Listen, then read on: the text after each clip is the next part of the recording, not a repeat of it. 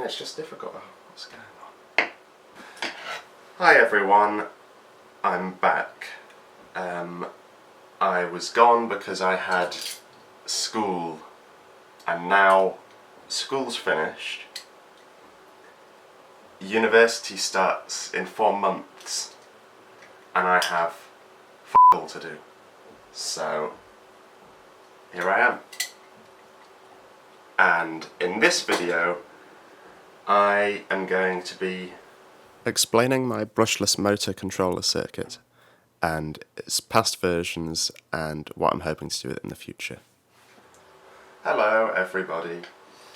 Today I own... Oh no.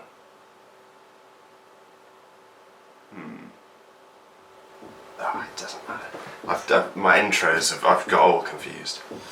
Anyway, I'll bring you over here.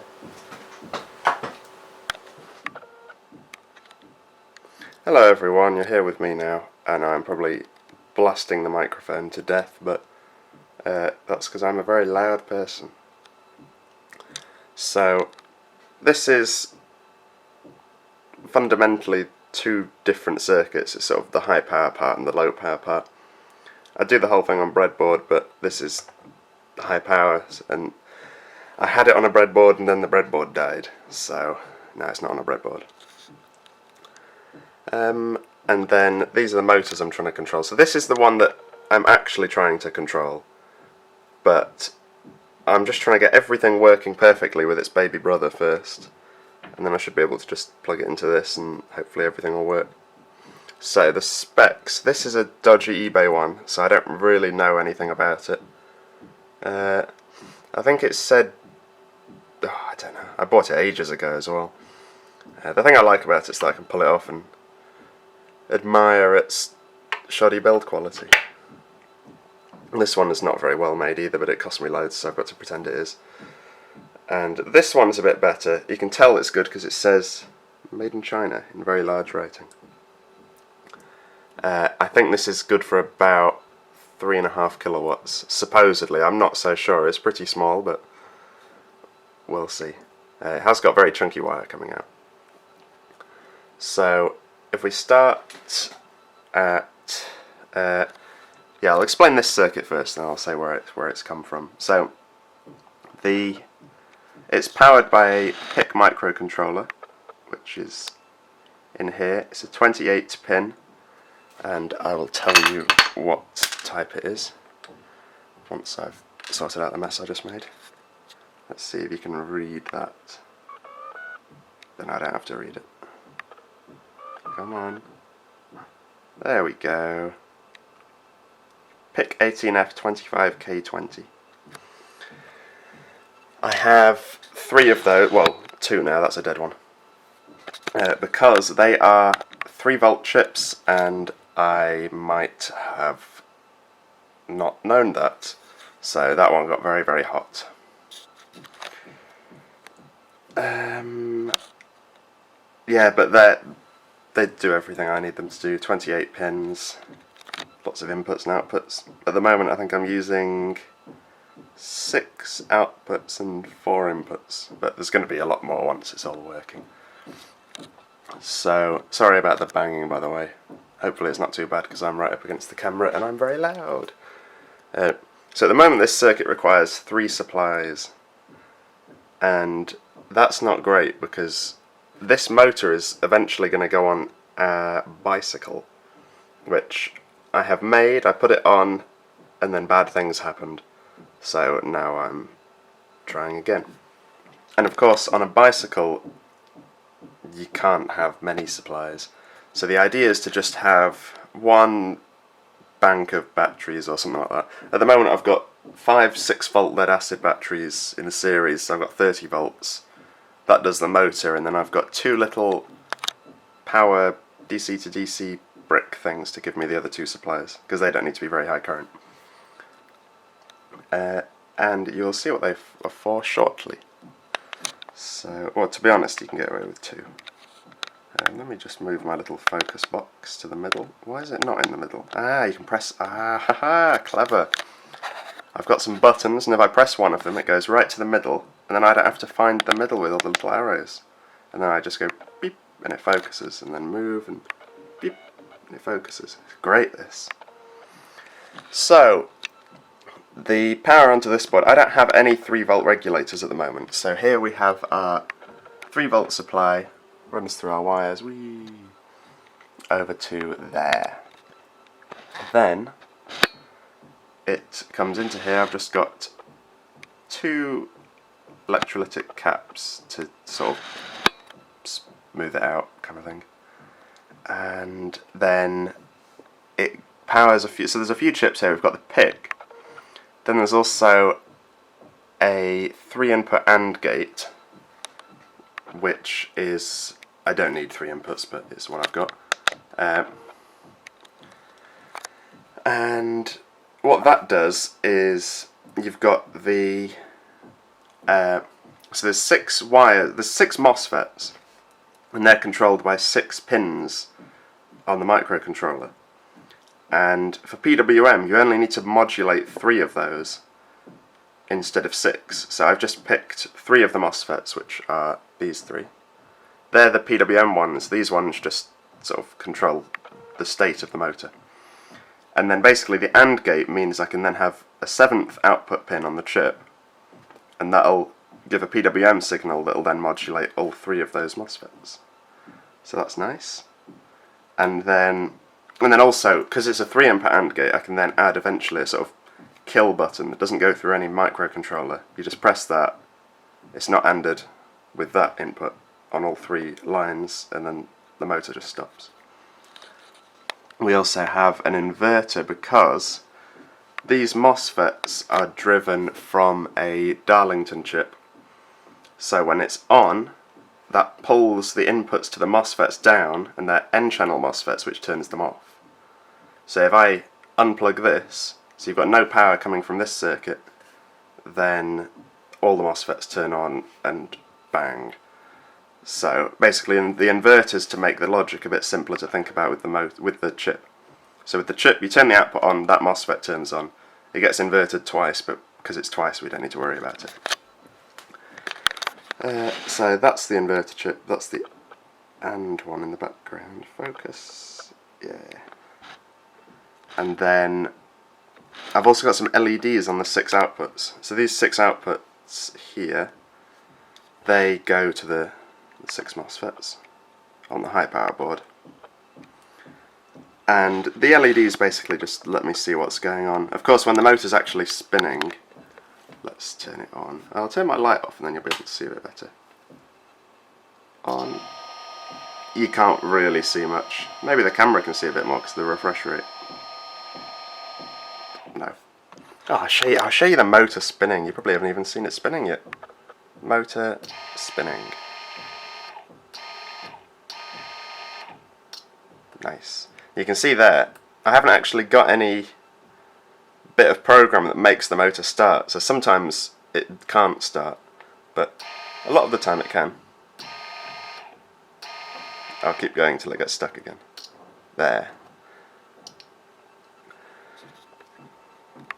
So there's the LEDs to show what's happening, and then over here we've got the final chip and some of the input stuff.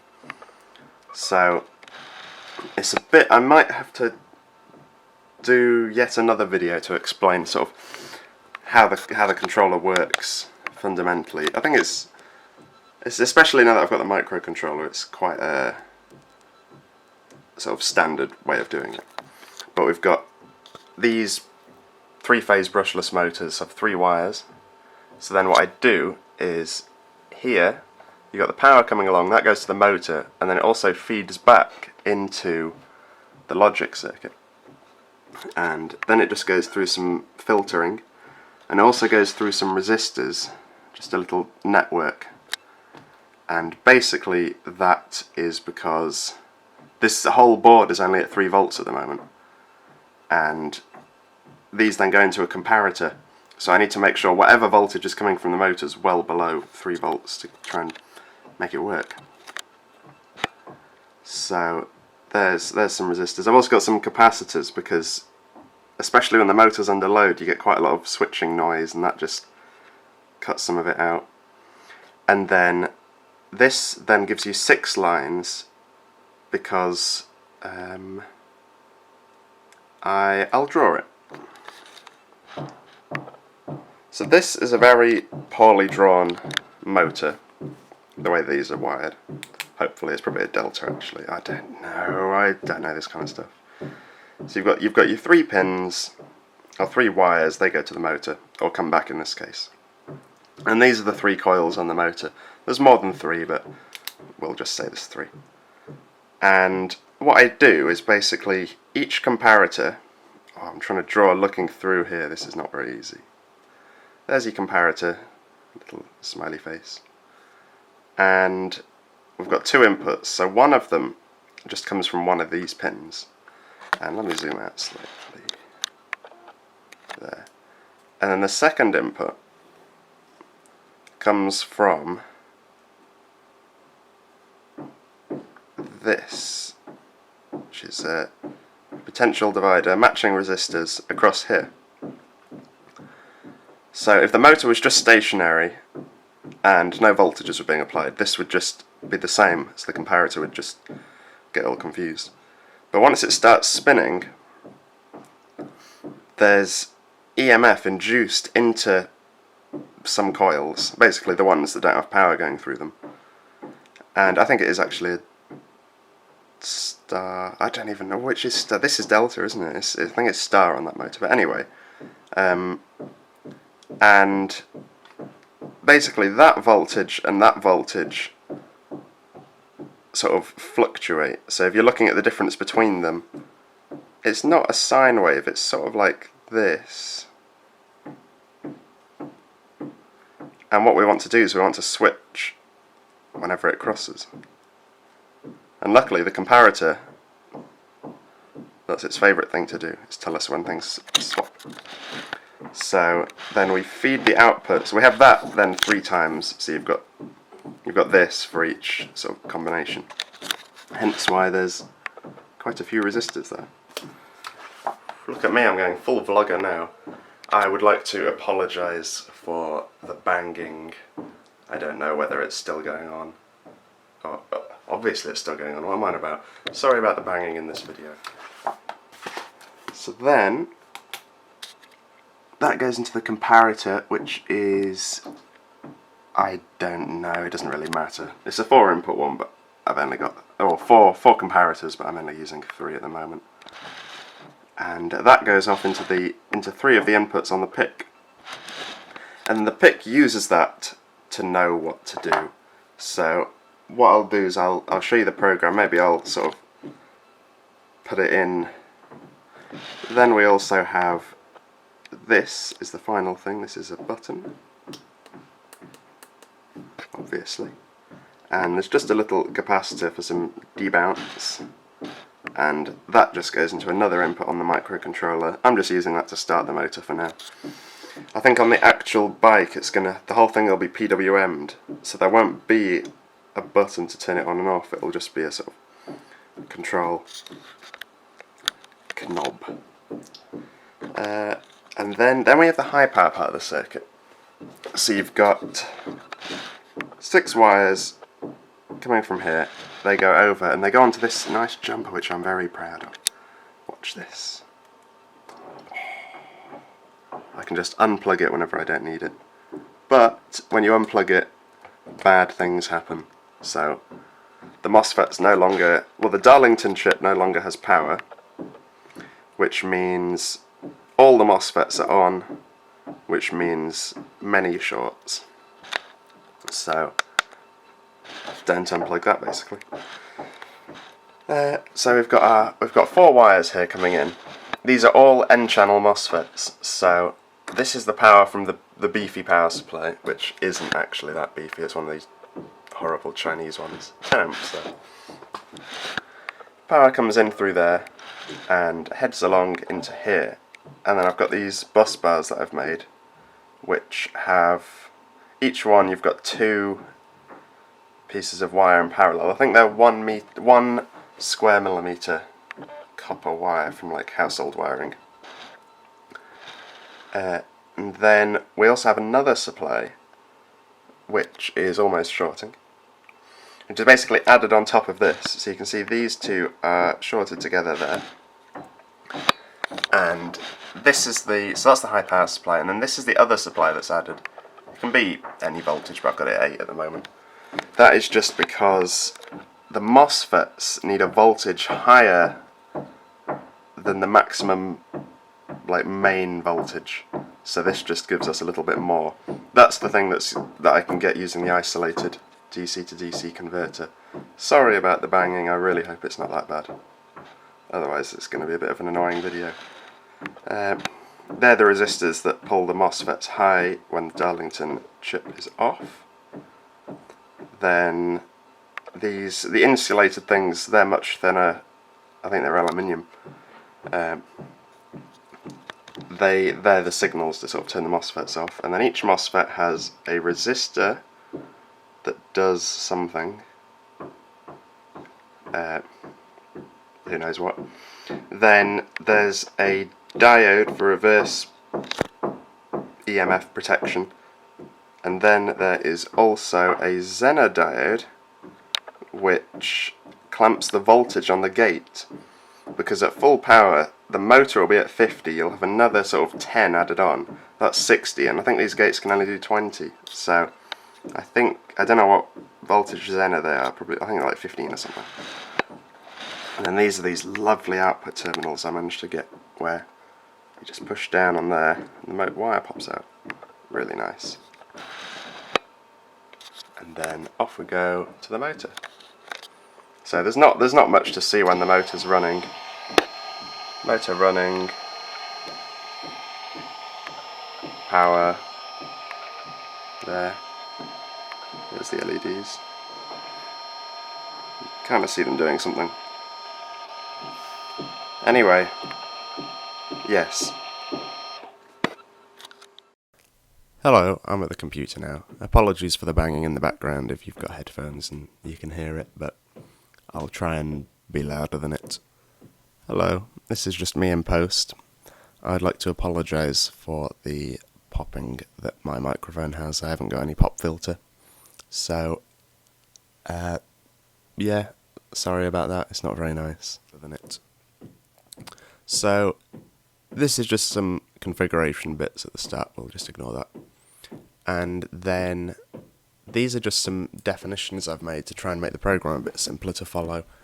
So, you've got port A outputs, so you've got 8 pins for 8 bits. I'm just using the 6 at this end for the 6 MOSFETs, and you can see you never want 2 MOSFETs next to each other, so if this was a 1, that would be bad, because then it would just short straight through, it wouldn't even go through the motor. So this is step 1, step 2, or step 0, 1, 2, and as you can see it's always a different pair, never next to each other. There's only 6 combinations it can be. And then this is motor off, and then this is motor break, which is turning on the 3 MOSFETs that take the output to the ground rail, and this essentially just shorts the feed to the motor, or back from the motor, and that acts as a brake, and it stops the motor really quickly actually. It'd probably lock the back wheel if I was on the bike going quickly, so I might try and add some kind of ABS or something, that'd be quite cool. Then these are just the checks for each stage. So, well, they're actually the thing you don't want, so you'd not all this, but what I'm essentially doing is I'm saying to go to step A, I need pin 4 on, I need pin 5 off, and I need pin 6 off. So I'm just going to loop while any of them aren't what I want them to be. And then when that while loop ends, they're all in the right position. Then we have some delays, so pre-delay doesn't do anything at the moment, but I've put it into the program so I can add it if I want to. And there's also check delay and post delay. I will show you what those do later. They're basically just so that if there's a very brief spike, it'll wait a little bit and then check again to make sure it hasn't been fooled. And then these are just some other checks, which I'll show you, some values. These are my variables, not very many. I'm only using 6 bytes at the moment, which I'm quite pleased with. Not that it's a very memory-intensive program anyway.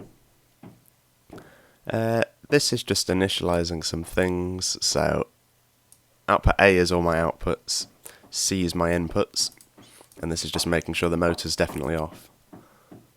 Oh, banging. Then there's some other stuff here.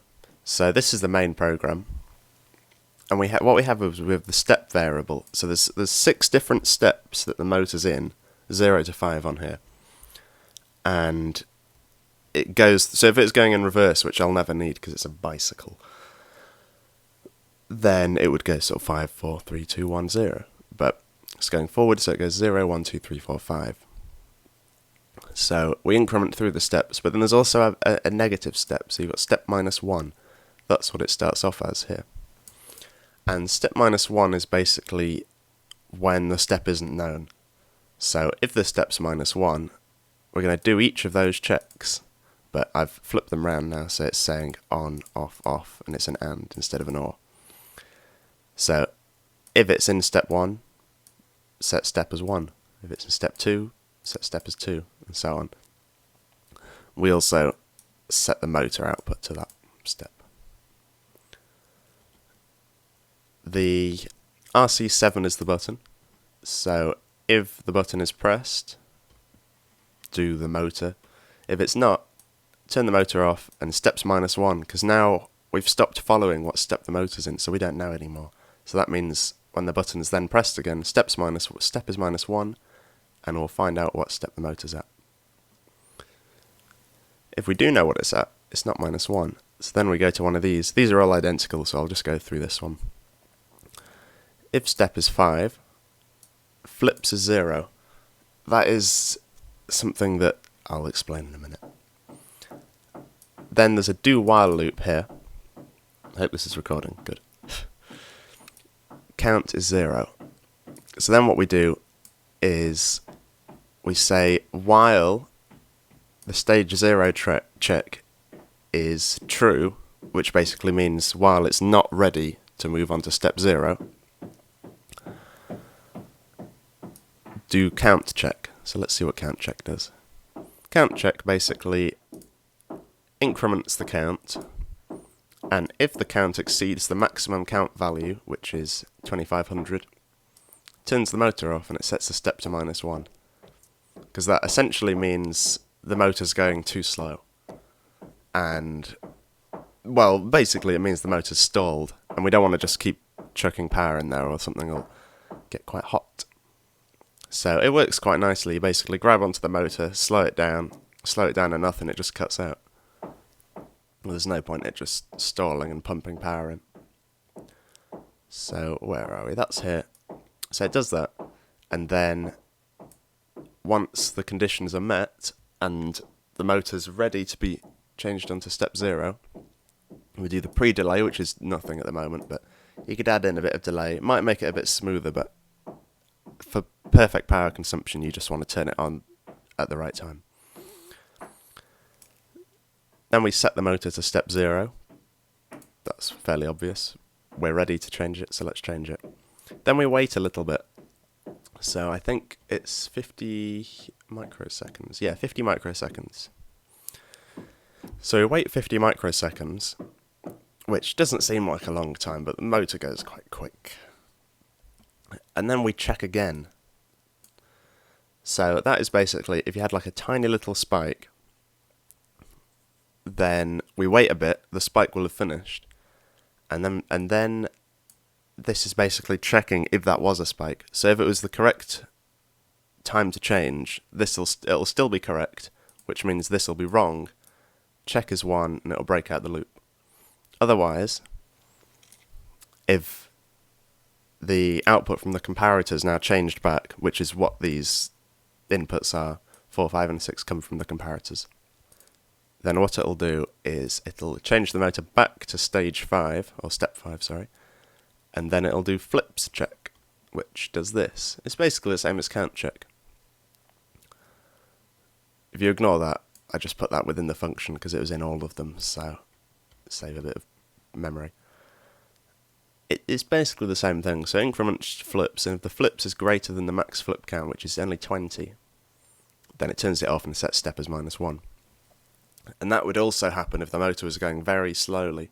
So if it's going quickly, the input from the comparators will be quite clear, it'll just change. But if it's going slow, it might flip a few times, because the comparators haven't got any hysteresis or any delay or anything like that. Well, a bit of delay, but not much. So we do that to make sure that it's not just going to go changing between them. But most of the time it will just do check equals 1, that'll break it out the loop. Then step is 0 because it's finished and now it's on step 0. Then it has some post delay as well. So you know the maximum speed the motor will be rotating at whatever max voltage you want. So for the big motor, for me, that's about 9,000 RPM. So the post delay is here. That's 100 microseconds. So essentially what you're doing is you've put it into step 0. You know for a fact that the motor's not going to be going any quicker than 9,000 RPM. And if you know how long it is before the next step's going to happen, take a little bit off that. There's no point checking if you need to change step, because you just won't need to. So we wait a bit there, saves a bit of program, running-y stuff, and it makes everything just run a lot smoother.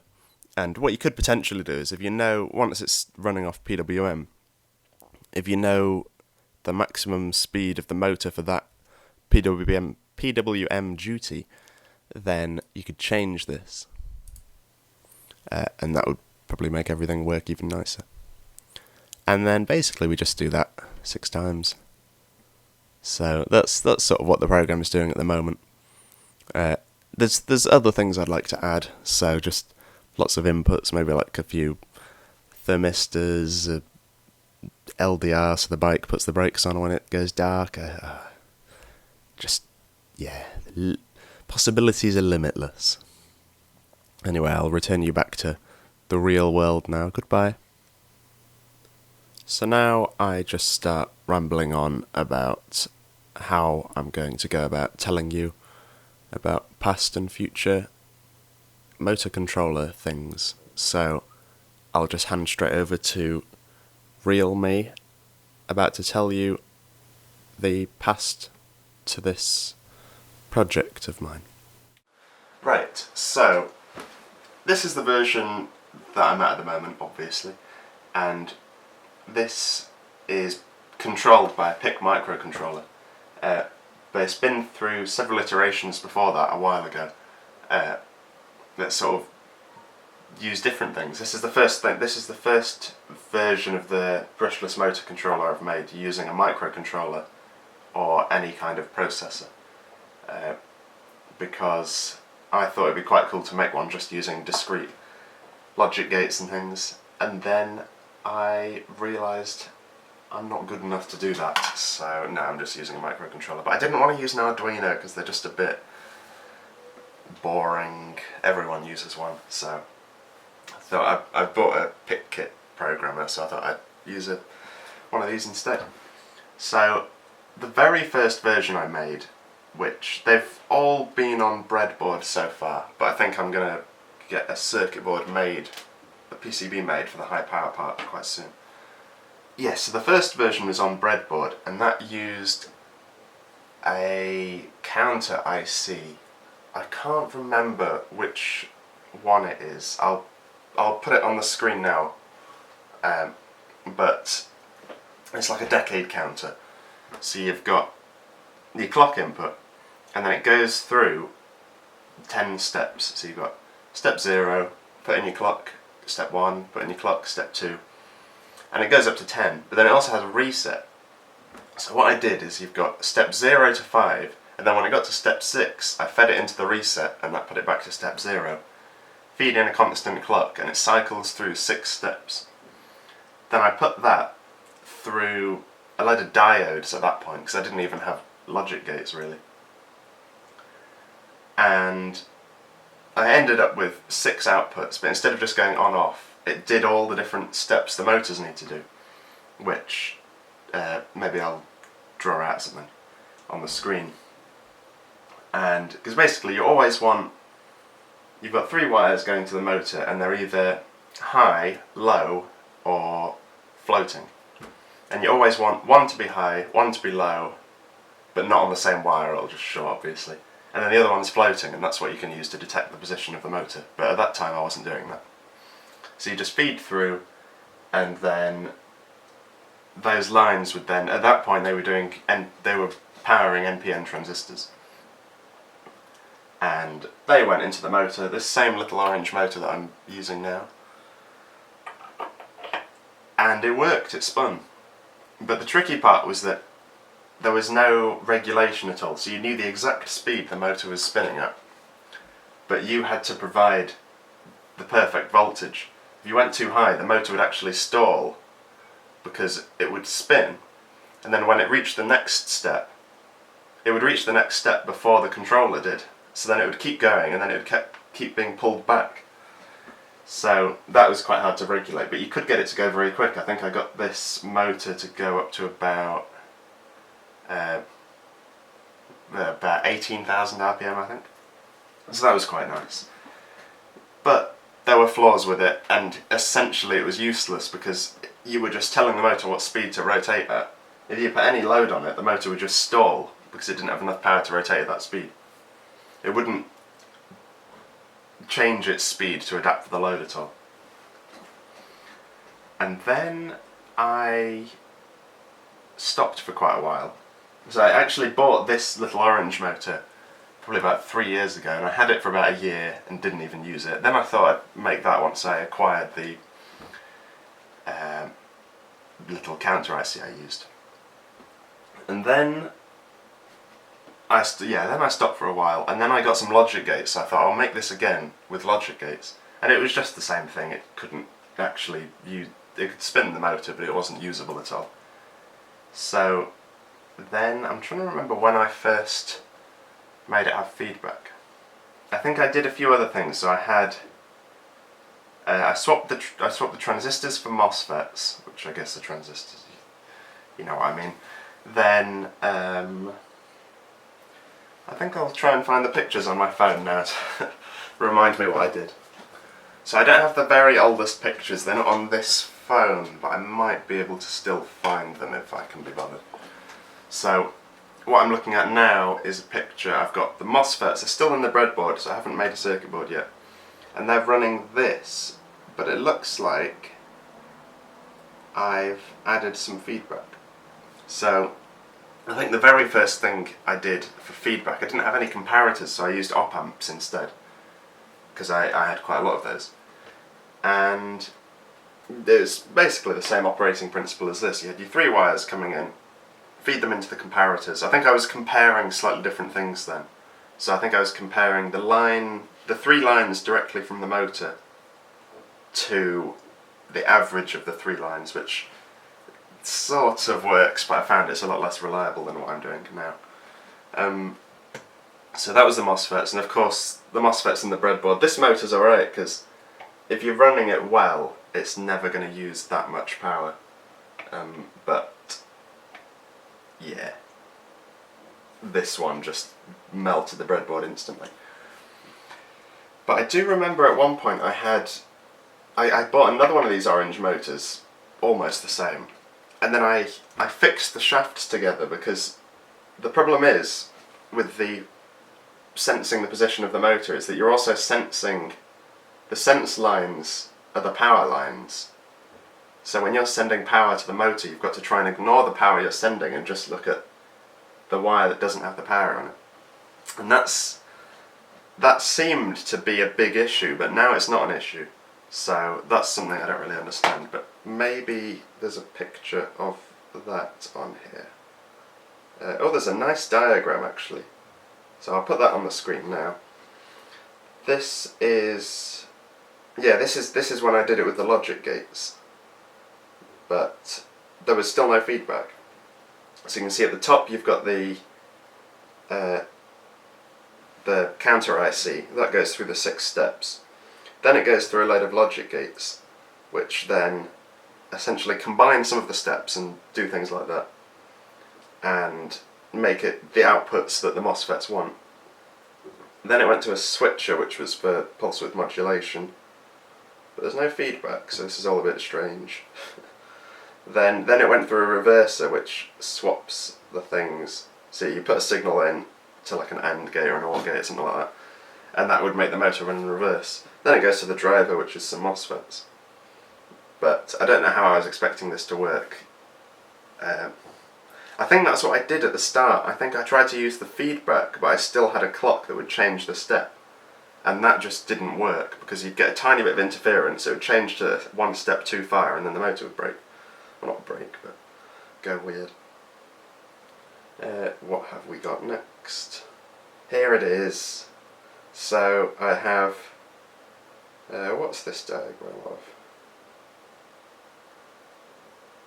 Oh, that's nice. So there's a nice little diagram of the H bridge that I'm using. I think I'm still using that now. And then, yes, there was the little circuit board. That was very nice. So this is the picture of the two shafts joined together. So you can see the two motors. I 3D printed some holders for them. And you can see there's some heat sinks quite densely packed.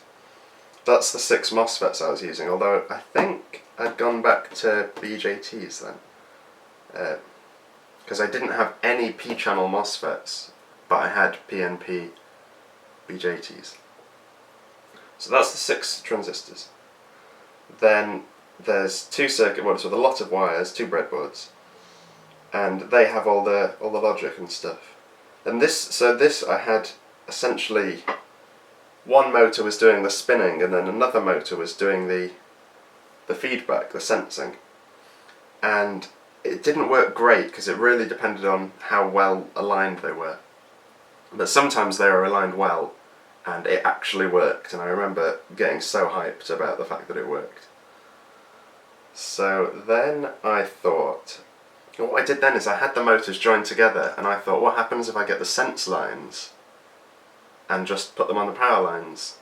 And then it worked, and that's when I got really confused, because I thought, this hasn't been working in the past, but it worked perfectly. So then I got even more excited because I can actually use the motor, because the output shaft isn't just being used to drive the sensor. So then we end up with a picture that's very like what we have now. So I've got my big piece of wood bolted to the table, big fat motor, and small motor too. Now basically just, the big motor's a bit big for testing, so you get it all working nicely, then use the big motor. So this, you can see it's connected to the big motor, so I must have been feeling confident.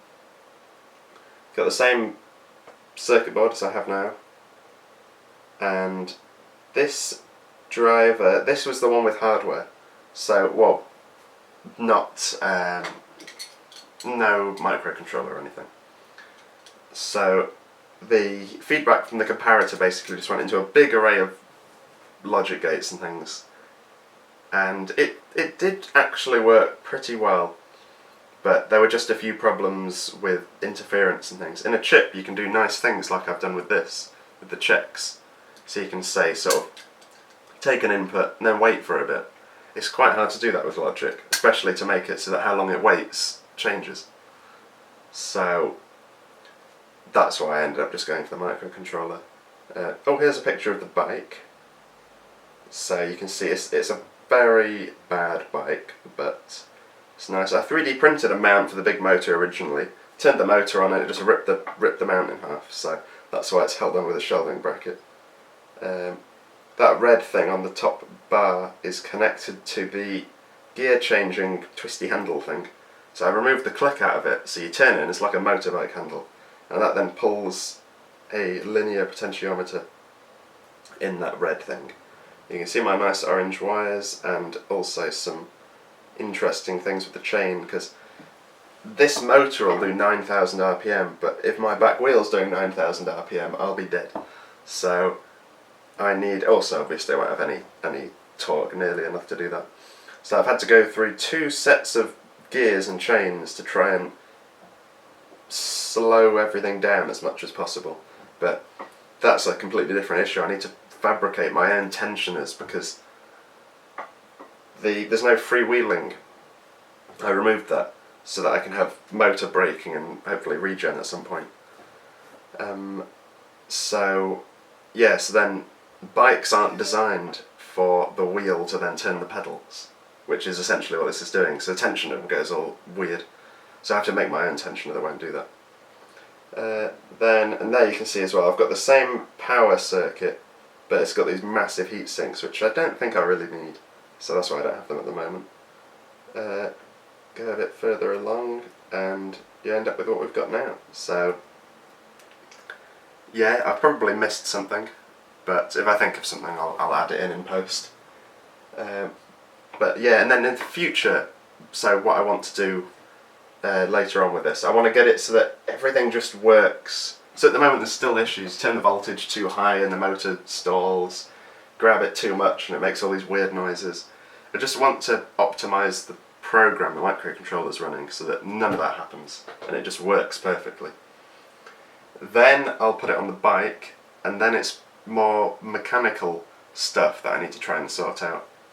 So there's when you remove the free wheel, we had to glue it up with this epoxy glue, and I got a little piece of plastic stuck, so the wheel turns and the gear sort of goes and the chain just comes off all the time. So we're going to try and get another wheel and try again with the epoxy.